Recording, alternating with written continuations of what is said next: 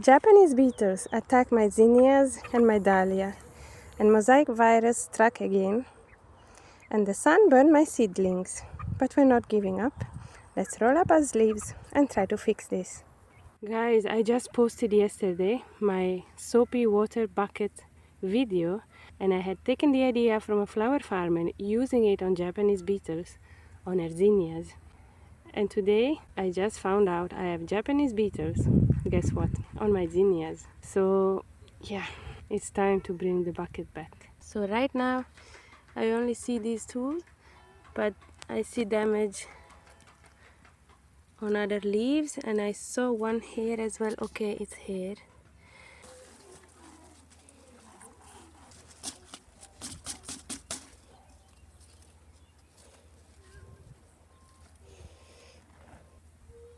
I don't see.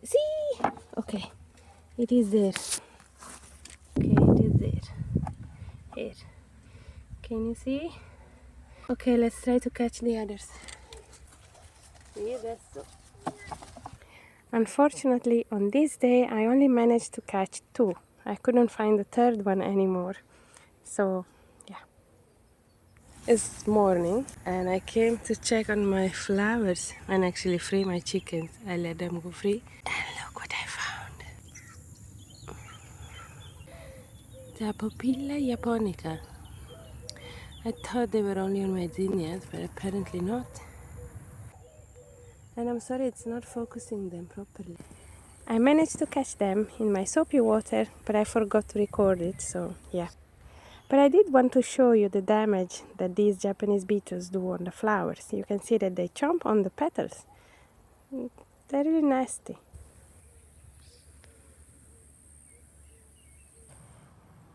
So if you don't know, I've had mosaic virus on 2 out of my 5 pumpkins, and I've had to just throw them away. And this is one of the remaining healthy pumpkins, which is almost going, yeah, it's going to get on my peony.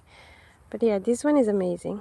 But next to it, the other pumpkin started to show signs of mosaic virus. And you cannot see it very well here because the sun is strong, but I will show it later to you.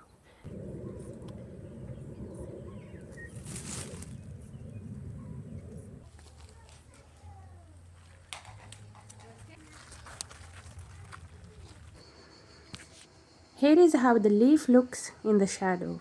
You can see that there are very dark patches, and maybe it's not so visible in the camera, but these patches are actually dark green, almost bluish. And then the veins and the rest of the leaf is actually lighter in color compared to a normal leaf, to a healthy leaf. It's lighter green. So yeah, plus the leaves curl up, they do not open as well as a healthy leaf would. I really hope with all of myself that this pumpkin is not going to get this virus. Fingers crossed. I've just transplanted in a bigger pot my kaffir lime, and it seems to be doing okay. I've just moved it to a shadowy place together with all of my seedlings because I realized all my seedlings were getting way too much heat and too much sun. This is the best proof of that. It's my nasturtium. They are completely cooked, as well as some of these cosmos, at least part of it. So today I'm transplanting these into bigger pots, some of them. Some I'm going to transplant entirely. This is my Verbena bonariensis plus some weeds that I've just taken out. This is my Thai basil, and you can see it has suffered a little bit, but I think I will be able to transplant this near my tomatoes. And here they're doing actually much better. So I believe I will transplant these first and see how it goes. Here I'm mixing a little bit of soil with a small amount of pelleted manure. It's a small amount, I'm not adding too much at all. I don't want to burn the roots of my seedlings, so this is enough. This is my Feverfew, and I've actually planted it so many weeks ago, but it hasn't been growing much. This is the best growing plant that I have, and some are here. So what I'm going to do, I'm going to transplant the bigger ones into my recycled pots, and I'm just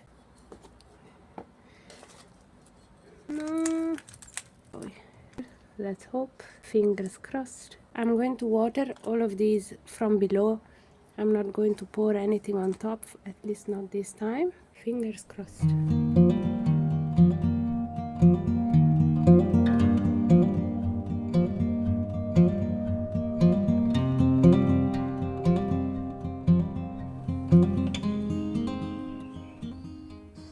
Now it's time to plant this one in the soil.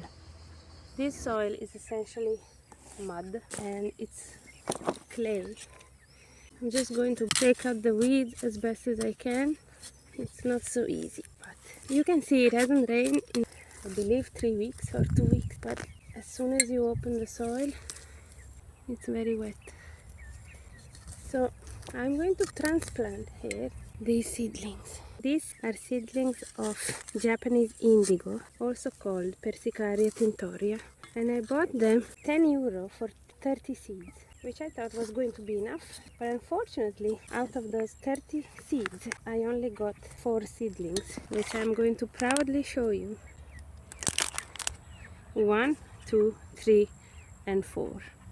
I brought with me a little bit of good compost. I'm not going to make it too thick. Just like, okay, I don't want to expose the roots to the light too much, so